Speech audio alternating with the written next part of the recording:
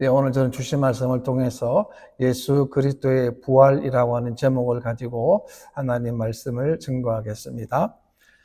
구소련의 비행사였던 유리 가가린이라는 사람이 우주공간을 잠시 체류하고 지구로 돌아왔습니다. 그리고는 그 사람은 무신론자의 전형적인 태도를 보였는데요.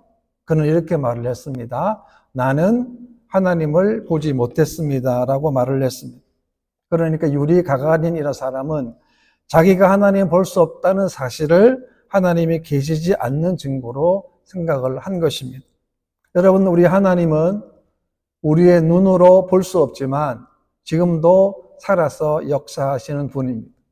오늘도 하나님은 살아계셨고 또 계시고, 우리가 과거에도 하나님은 살아계셨고 앞으로도 하나님은 살아계실 것입니다. 오늘은 영광스러운 부활주일입니다. 예수님께서 사망 권세를 깨뜨리시고 다시금 부활하신 부활주일인 것입니다. 돌무덤 속에 진흙 같은 어둠을 깨뜨리시고 예수님은 친히 부활하셨습니다. 예수님의 부활이 없다고 한다면 그 누구도 구원받을 수가 없습니다. 그러니까 그 누구도 예수를 믿을 수가 없다는 말입니다. 왜냐하면 인간의 역사는 죄와 죽음의 역사이기 때문에 그렇습니다. 다시 말하면 그 누구도 이 죄와 죽음의 문제를 해결할 수가 없다는 말입니다. 인간의 죄와 죽음의 문제 해결할 수 있는 분은 오로지 유일하신 예수 그리스도 그분밖에 없다는 사실을 우리가 고백하게 되는 것입니다. 여러분, 죄가 뭡니까? 죄라고 하는 것은 하나님에 대한 반역을 말하는 것입니다. 그래서 창세기 3장에 보게 되면 여자의 후손이 사탄의 머리에 치명타를 가하는 구원자가 될 것을 성경에 기록해 놓았는데, 이 말은 곧 하나님의 어린 양 되시는 예수님이 인간의 죄를 모두 지시고 저주를 담당하시고 우리들에게 구원자가 되심을 말씀하는 것입니다. 십자가는 인간의 죄를 벌하는 곳이기도 하지만 동시에 인간의 죄를 사함받는 곳이 바로 십자가라는 것입니다. 십자가는 하나님의 사랑의 결정체입니다. 그 사랑이 예수님을 십자가에 달리게 하신 것입니다. 그러므로 기독교의 복음은 예수 그리스도의 십자가와 부활입니다. 우리는 이 사실을 믿습니다. 내 죄 때문에 예수님이 오셨고 내 죄 때문에 예수님이 십자가에 돌아가셨고 다시금 예수님이 부활하신 것을 우리가 믿는 것입니다. 여러분, 다른 것은 다 부수적인 것입니다. 성경 말씀 고린도서 15장 말씀 보게 되면 그리스도께서 만일 다시 살지 못하셨으면 우리가 전파하는 것도 헛것이요 또 너희 믿음도 헛것이며라고 했습니다. 무슨 말입니까? 예수님이 부활하지 않으셨다고 한다면 우리의 믿음의 근거가 설 자리가 없다는 거예요. 바꿔 얘기하면 예수님이 부활하셨기 때문에 우리의 믿음이, 우리의 신앙이 진실하다는 것을 말씀해 오는 것입니다. 수많은 사람들이 예수님 때문에 박해를 당했습니다. 예수님 때문에 순교까지 했습니다. 예수님 때문에 자신의 목숨을 버렸다는 거예요. 왜 그랬습니까? 부활을 믿기 때문에 그렇습니다. 오늘 부활주를 맞아서 저는 예수 그리스도의 부활 속에 있는 은혜를 함께 나누고자 합니다. 첫 번째는 예수님의 부활은 육체적인 부활입니다. 만약 예수님이 부활하지 않으셨다고 한다면 예수님께서 죽은 뒤 사흘 만에 부활할 것을 거듭 말씀하셨는데 그 모든 것이 거짓말이 되고 맙니다. 그리고 평소 예수님께서 말씀하시고 가르치셨던 모든 것이 다 헛된 것이고 거짓이라는 것입니다. 예수님이 주장하셨습니다. 자신이 하나님의 아들이라고 하셨는데 이 사실도 거짓이고 그분은 절대로 우리들에게 메시아가 될 수 없습니다. 다 꾸며낸 얘기밖에 되지 않습니다. 그러나 예수님이 부활하심으로 말미암아 예수님의 말씀이 진짜라는 사실이 증명된 것입니다. 여러분, 고난주간에 예수님 행전을 보십시오. 로마 군병들에게 얼마나 비참하게 돌아가셨습니까? 예수님이 이렇게 말씀하지 않았습니까? 절규를 들어보십시오. 나의 하나님 어찌하여 나를 버리셨나이까? 라고 절규했습니다. 그런데 하나님은 예수님의 그 절규를 외면하십니다. 왜요? 왜 외면하셨습니까? 바로 저와 여러분들을 하시기 위해서 예수님의 절규를 외면하신 거예요.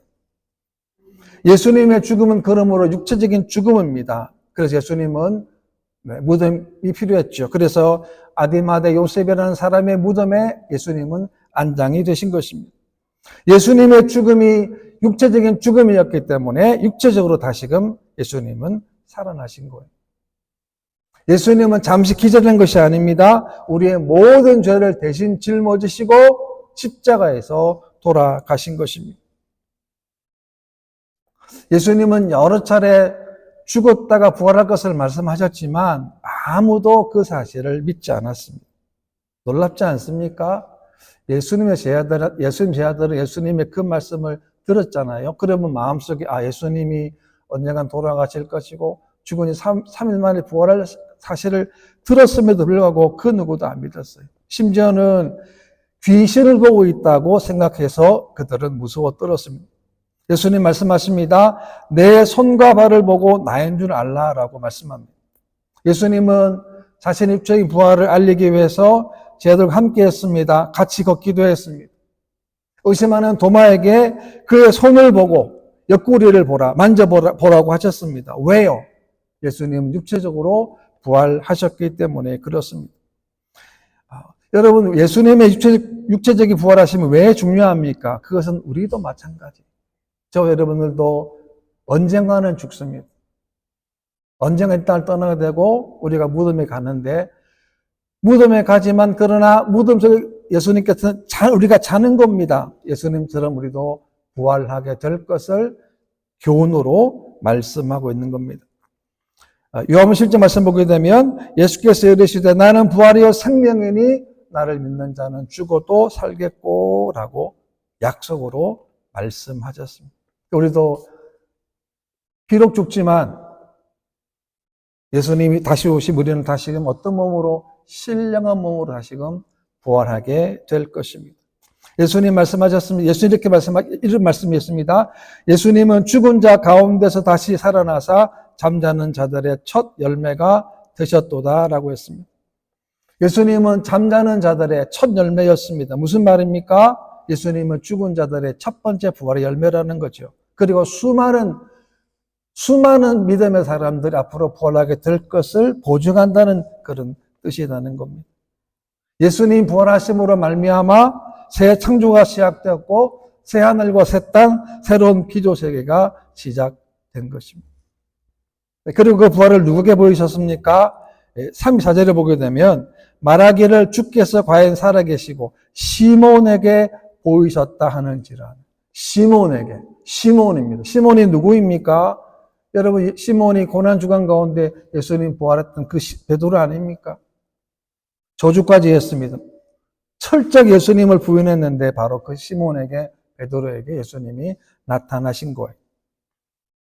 그래서 베드로의 찬송을 보십시오. 베드로전서 1장에 보게 되면 우리 주 예수 그리스도의 아버지 하나님을 찬송하리로다. 그의 많으신 긍휼대로 예수 그리스도를 죽은 자 가운데서 부활하게 하심으로 말미암아 우리를 거듭나게 하사 산 소망 있게 하시며 라고 했습니다. 베드로는 부활하신 예수님 말미암아 산 소망이 있게 됨을 하나님께 찬송을 한 거예요. 우리 사랑하는 성도 여러분, 여러분들의 산 소망이 무엇입니까? 여러분의 산 소망이 무엇입니까? 영혼에 살아있는 소망, 영원한 소망이 무엇입니까? 그 하나님 나라의 소망을 우리에게 주심을 베드로가 감사하고 있다는 거예요. 그렇습니다. 저 여러분들에게도 이 땅에 죽은 소망이 아니라 영원한 하나님 나라의 소망을 주셨습니다. 그 소망을 우리는 날마다 바라보아야 하는 것입니다. 여러분, 나폴레옹 인간이 멸망하는 모든 명예와 권력, 쾌락을 다 가진 사람 아닙니까? 그런데 그가 세인트 헬레나에서 어떤 고백을 했습니까? 이런 고백을 했는데 그가 나 일생 가운데 행복했던 날은 단 엿새에 불과하다라고 고백을 했습니다. 왜 이런 고백을 했겠습니까? 그가 가진 소망이 이 땅의 허무한 죽음의 소망이기 때문에 그렇습니다. 우리가 가진 소망은 죽음 이후의 소망입니다. 그래서 영원한 것입니다. 두 번째는 예수 그리스도의 부활은 복음의 증인이 되게 합니다. 예수님 부활하신 이후에 바로 하늘로 올라가지 아니하시고 제자들에게 나타나셨습니다. 그것은 예수님께서 부활하신 것을 그 제자들이 믿게 하기 위하여 그 사실을 전하기 위함인 것인데요. 35절을 보게 되면 두 사람도 길에서 된 일과 예수께서 떡을 떼심으로 자기들에게 알려진 것을 말하더라라고 했습니다. 그러니까 이 앞절을 보게 되면 엠마오로 가던 제자들에게 주님 나타나셨습니다. 그들은 예수님께서 고난 받으시고 죽으신 이야기를 합니다. 그런데 자기 옆에 자기와 말하고 동행하는 분이 예수님의 사실을 자기들이 몰랐다는 거예요. 상상이 되십니까, 여러분? 여러분, 만약에 외인 형제가 지금 저기 예배 드리고 있는데, 우리가 한 주간 뒤에, 두 주간 뒤에 옷을 다르게 입고 와도 외인 형제를 모를 수 있겠습니까? 모를 수 있겠습니까? 몰랐다는 거예요. 얘기하고, 동행하고, 함께 나누었는데 이분이 예수님이라는 사실을 몰랐다는 거예요. 왜 그러냐면 그들의 눈이 가리워서 그렇습니다. 영적인 눈이 멀어져 있어서 그렇습니다. 근데 그들이 예수님과 식사할 때에 그들의 눈이 밝아져서 그분이 바로 예수님의 사실을 그들이 알게 된 것입니다. 이 두 사람은 이 기쁜 소식을 듣고는 예수님 말 소식을 듣고 어떻게 했습니까? 그 사실을 알렸다라고 했습니다. 그렇습니다. 기독교는 나눔의 종교입니다. 말씀을 나눕니다. 진리를 나눕니다. 물질을 나누고 시간을 나누는 것입니다. 여러분, 다른 사람과 함께 나눌 때 복음이 되는 거고 진리가 되는 것입니다. 이 땅에서도 우리가 유튜브를 보게 되면 좋은 말, 긍정적인 말, 칭찬과 격려의 말을 우리가 많이 듣습니다. 그런 거 들어보게 되면 우리 인생에도 참 많은 도움이 되는 것도 사실입니다. 그런데 그것이 진리일 수는 없다는 거예요. 좋은 내용입니다. 들으면 참 감동적인 말도 있습니다. 그러나 진리가 될 수 없어요. 진리는 무엇입니까? 진리는 오직 예수 그리스도이십니다. 우리가 할 일이 뭐냐 하면 바로 진리 되시는 예수 그리스도를 증거하는 것입니다. 예수님의 십자가 부활은 결코 진부한 얘기가 아니에요. 우리가 평생 동안 들어야 될 말씀이고 평생 동안 우리 가슴에 간직해야 될 말씀이고 평생 동안 전해야 될 말씀이에요. 왜? 이것이 바로 기독교의 핵심이기 때문에 그렇습니다. 만약 십자가가 없다면, 만약 부활이 없다면 기독교는 존재할 수가 없기 때문에 그렇습니다. 우리가 믿는 것은 어떤 예수님 믿는 것입니까? 십자가에 매달려 죽은 예수님이 아닙니다. 무덤 속에 잠자는 예수님이 아닙니다. 사망문서를 깨뜨리신, 전당하신 그분을 우리가 믿는 것입니다. 예수님이 십자가에 못 박히실 때 원수들이 얼마나 기뻐했겠습니까? 예수님을 조롱했던 사람들은 아마도 개가를 불렀을 것입니다. 그러나 예수님이 다시금 부활하심으로 말미암아 그들은 패배했고 우리에게 다시금 새로운 용기와 희망과 소망을 주는 것입니다. 우리가 지금까지 부활주의를 지키는 걸 보게 되면 예수님의 부활의 가공의 사건이 아니라 확실한 진리이고 확실한 사실임을 우리들에게 증거해 주는 것입니다. 예수님 부활하심으로 말미암아 우리의 죄가, 여러분의 죄, 우리의 죄가 실제로 사해졌음을 우리가 믿게 되는 것입니다. 예수님 부활로 말미암아 우리의 죽음이 인생의 종착역이 아니라는 사실도 우리가 확신하게 되는 거예요. 네, 그렇기 때문에 우리가 해야 할 일이 뭐냐? 그것은 우리가 복음의 증인이 되는 거예요. 마가복음 16장에 보게 되면 또 이르시되 너희는 온 천하에 다니며 만민에게 복음을 전파하라 라고 했어요. 제가 꿈꾸는 소망이 있다면 우리가 비록 개척교회이고 작은 성도님들이지만 함께 선교여행을 떠나는 거예요. 우리가 다 한 마음으로 십실반 돈을 좀 모아가지고 우리가 한 곳에 가서 그것이 원주민 선교가 됐든 가서 선교사님들 어떻게 선교하는 것을 보는 거예요. 보고 배우고 그것을 우리가 선교가 어떻게 하시는가를 우리가 알게 되는 거죠. 그런 날이 오기를 저는 기대합니다. 스탠리 존스 선교사님이라는 분이 계신데요. 이분은 아프리카에 가서 정글에서 선교하시는 분인데 어느 한 종족 갔는데 그 종족에서 아주 지독한 사람을 하나 만났어요. 얼마나 악한 사람이냐 그러면 사람들을 사정없이 때리고 심지어는 사람을 죽이기까지 하는 사람이었어요. 그러니 그 사람을 아무도 건들 수가 없는 거예요. 근데 스탠리 존스라는 선교사님이 그 사람에게 복음을 전했어요. 예수님을 전했어요. 그런데 웬일입니까? 성령이 역사하셔서 이 사람이 예수를 믿게 된 거예요. 놀랍지 않습니까? 그리고는 예수를 믿었다는 것은 우리는 교회 나왔다는 정도가 아니에요. 이 사람의 삶 전체가 완전히 바뀌었어요. 삶이 바뀌었습니다. 행동이 바뀌었어요. 생활이 완전히 달라졌다는 것. 그 이전까지만 하더라도 사람을 때리고 사람을 죽였던 사람인데 완전히 예수 믿는 사람으로 변화된 거예요. 그래서 이 선교사님이 그 사람에게 별명을 붙여줬는데 애프터라는 별명을 붙여주었습니다. 애프터라는 말이 뭐냐면 예수님을 만난 이후에 변화되었다라고 하는 거죠. 여러분 어떻습니까? 여러분 예수님 만나고 어떤 모습이 변화되셨습니까? 예수님은 하나님 오늘 저 여러분들에게 변화된 모습을 요구하십니다. 왜? 우리가 그분 때문에 구원받았기 때문에. 이제는 우리 주인이, 내 삶의 주인이 내가 아니고 우리를 구원하신 그분이기 때문에 우리는 그분을 따라가고 말씀을 듣는 것입니다. 우리는 이미 예수님의 은혜로 구원받았습니다. 놀라운 사실 아닙니까? 그런데 우리가 아직 구원받지 못한 내 친구도 있고 내 가족도 있고 내 친지도 있다는 사실입니다. 우리는 그들을 위해서 그 영혼을 위해서 우리는 날마다 구하고 기도해야 하는 것입니다. 왜?